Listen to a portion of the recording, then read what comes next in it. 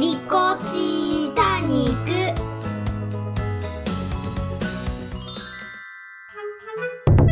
ク。突然ですが、ヤフオクで購入した苗を紹介します。見せたいという願望です。お付き合いお願いします。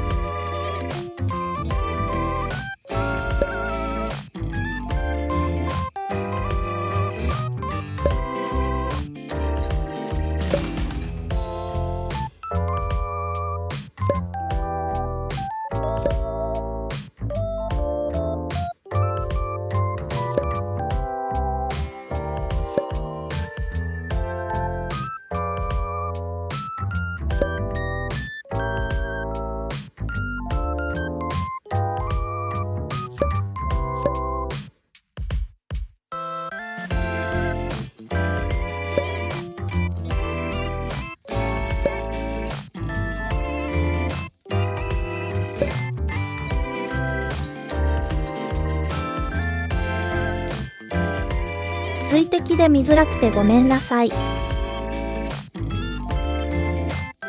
なかなかのこなえちゃんでしたね。お値段は100円前後。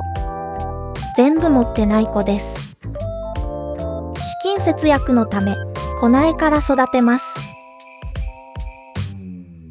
ブルードラゴン、フリードリッヒ、ラタムテッカは、ちょっと奮発しちゃいました。ブルードラゴン、ずっと欲しかったので、満足です。